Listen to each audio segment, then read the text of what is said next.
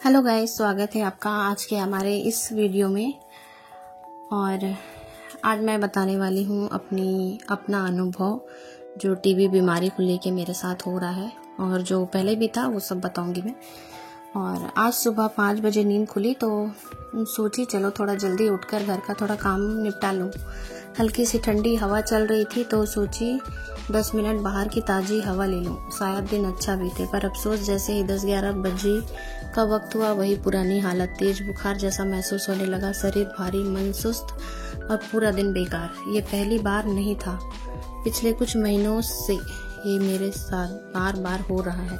खासकर जब भी जल्दी उठ जाती हूँ या सुबह की हवा में थोड़ी देर खड़ी हो जाती हूँ, मेरी तबीयत अचानक गिरने लगती है। मैंने कई बार डॉक्टरों को दिखाया, ब्लड टेस्ट करवाई, सब नॉर्मल आता है, लेकिन ये कमजोरी और बुखार का कारण कोई नहीं बता पाया।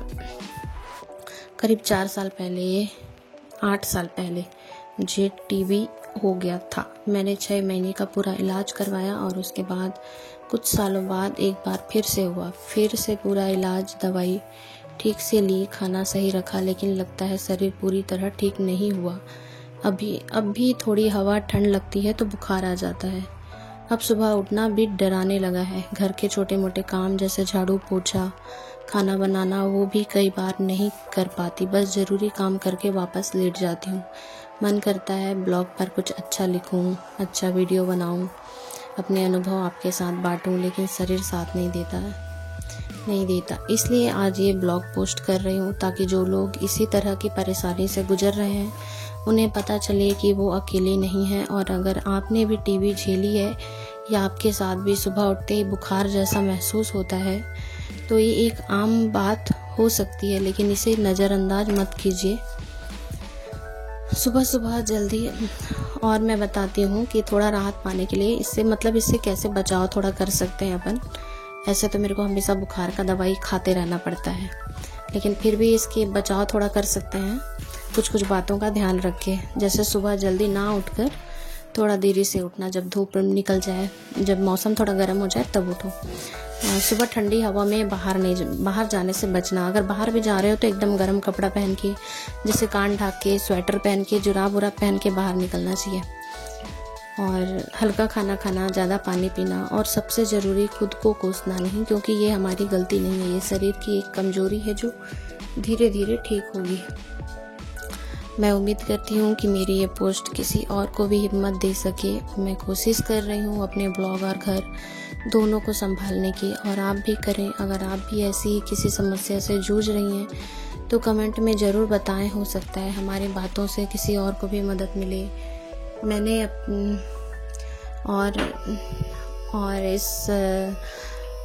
ये सब सुन के कैसे लगा बताना। और आप लोग के साथ भी अगर ऐसा कुछ हो रहा है और भी कुछ जानना है कि मैं क्या करती हूँ, क्या खाती हूँ, तो कमेंट करके पूछ सकते हैं। और भी अगर आप लोग को ऐसा कुछ बीमारी के ऐसे कुछ अपने शरीर में लक्षण दिख रहा है तो वो भी पूछ सकते हो, कि क्योंकि मैं इस बीमारी से गुजर चुकी हूँ ना, तो अच्छे से बता सकती हूँ कि क्या क्या होता है, कौन कौन सा लक्षण होता है, शुरुआती लक्षण कौन सा होता है। और तो वीडियो कैसे लगा बताना, और अगर कुछ भी पूछना है तो पूछ सकते हो। और आप लोग के साथ भी अगर ऐसा कुछ हो रहा है और तो मुझे भी बताना, ताकि मेरे को भी थोड़ा सा पता चले कि क्या करना चाहिए, कैसे करना चाहिए। और मेरे को तो हमेशा बुखार का दवाई खाते रहना पड़ता है। जब भी बुखार चढ़ता है तब मेरे को बुखार का दवाई खाना ही पड़ता है, क्योंकि उसके बिना फिर घर की जितनी सारी जिम्मेदारी भी है ना, तो वो भी नहीं हो पाता है। तो अब जैसे तैसे करके चल रही है, बस सब कुछ परमेश्वर के भरोसे। अब परमेश्वर ही संभालेंगे आगे। और टीबी से इलाज के बाद भी ज़िंदगी आसान नहीं होती है। भले ये रिपोर्ट नॉर्मल आ जाए, लेकिन शरीर में जो कमज़ोरी रह जाती है वो हर दिन महसूस होती है। मैंने टीबी का इलाज 2 बार कराया है, दवाई भी समय पर ली, डॉक्टर से भी सलाह ली, और अब सब कुछ ठीक है। ऐसे लग रहा था, मैं सोची ठीक हो गई हूँ, लेकिन मेरे अनुभव कुछ और ही बताते हैं। और तो मैं ना इस टीबी बीमारी की शुरुआत वाला लक्षण 1-2 बता देती हूँ जो मेरे साथ होता था। जब मैं बहुत छोटी थी ना, 14-15 साल की थी, उस समय ना खून वाला 2 बार उल्टी हुआ था। इतना ख़राब लगा था वो, बाप रे, एकदम हद से ज़्यादा था। ऐसा लग रहा था जैसे अंदर का पूरा मतलब नस वस एकदम वो हो गया है अंदर से। तो एकदम पूरा अचानक से हुआ 2 बार, एकदम खून खून वाला उल्टी। और वो उसके बाद पूरा गला छिलाना, उसमें भूख नहीं लगता, खाना नहीं खिलाता, क्योंकि भूख तो लगता है, खाना खाने का मन भी करता है, लेकिन गले के अंदर ना खाना जाता ही नहीं है। तो यही होता है इसका शुरुआती लक्षण। और सिर दर्द होना, बुखार, सुबह शाम बुखार चढ़ना, तो यही सब लक्षण रहता है कुछ कुछ। और वही मैं सोच रही थी कि दवाई खाने के बाद शायद ठीक हो जाएगा, लेकिन अभी तक उतना तो मेरे को कोई ऐसे बहुत ठीक हो गया है। फिर उसके बाद दवाई खाई तो मेरा वज़न भी बढ़ गया और ऐसे ठीक हो गया है, लेकिन वही बुखार उखार रहता है, कमज़ोरी लगता है। तो बस इसी कारण घर का काम भी मैं ठीक से नहीं कर पाती हूँ। पर अब देखो कब तक क्या क्या चलता है।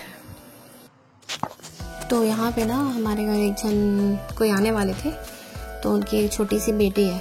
तो फिर मैं सोची कि याद आया कि वो जेनी का कपड़ा था मेरे पास अलमारी में बहुत सारा, तो मैं सोच रही थी किसको दूँ। तो फिर बस वही वाला कपड़ा मैं यहाँ निकाल के रखी हूँ, ताकि उन लोग जब आएंगे ना तो ये सब दे दूँगी और मेरा अलमारी भी थोड़ा खाली हो जाएगा। नहीं तो इतना सारा कपड़ा भरा हुआ रहता है, एकदम जगह ही नहीं रहता ना।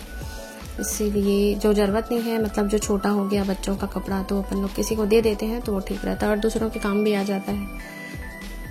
तो बस वही मैं यहाँ पे निकाल के रख रही थी। और ये ना दोपहर का टाइम है, सुबह तो एकदम काम करने के बाद मेरा हालत ख़राब हो गया था और मैं तो सो गई थी। उसके बाद अभी बस मैं उठी हूँ, तो फिर उन लोग का फ़ोन आया था कि आ रहे हैं करके, तो फिर मैं उठ के बस ये कपड़ा निकाल के रख दी थी। और उसके बाद जेनी को भी यहाँ पे ना कुछ खाना था, तो फिर ये खा रही है अपना कुरकुरे और चॉकलेट लेके। तो वो भी सो गई थी मेरे साथ, वो भी उठी है अभी। और ये एक ठो फ्रॉक था, तो ये फिर उसको रख दी हूँ मैं, वो वाला। जेनी बोली मैं पहनूंगी। और ये देखिए किचन खाना खाने के बाद ना पूरा ऐसे ही पड़ा हुआ था, क्योंकि बस खाना खाने के बाद मेरा हालत एकदम ख़राब हो जाता है। मतलब उतना देर काम नहीं कर पाती, उसके बाद मैं एकदम थक जाती हूँ। तो फिर उसके बाद मैं थोड़ा लेट जाती हूँ। उसके बाद उठने के बाद फिर आराम से किचन साफ़ करती हूँ। जब थोड़ा ठीक लगता है तब मैं तुरंत कर देती हूँ, नहीं तो फिर ये बस ऐसे ही पड़ा रहता है। रात में भी कई बार ऐसे ही छोड़ना पड़ता है मेरे को। फिर अभी ना इसको पहले साफ़ कर लेती हूँ और उसके बाद यहाँ पे बर्तन मांजूंगी। बर्तन भी बहुत सारा हो गया है और अभी क्या है, पूरा काम एकदम मेरे ऊपर अकेले आ गया है, तो बहुत ज़्यादा काम हो जाता है और नहीं हो पा रहा, बहुत थक जा रही हूँ। और ये देखिए इतना सारा बर्तन यहाँ पे ढेर लगा हुआ है, तो बस फटाफट यहाँ पे बर्तन मांज लेती हूँ। उसके बाद खाना ना मैं दोनों टाइम के लिए बनाती हूँ, तो शाम को मेरे को नहीं बनाना है, खाना वाना हो जाएगा। तो वो अब मांज लेती हूँ बस फटाफट बर्तन।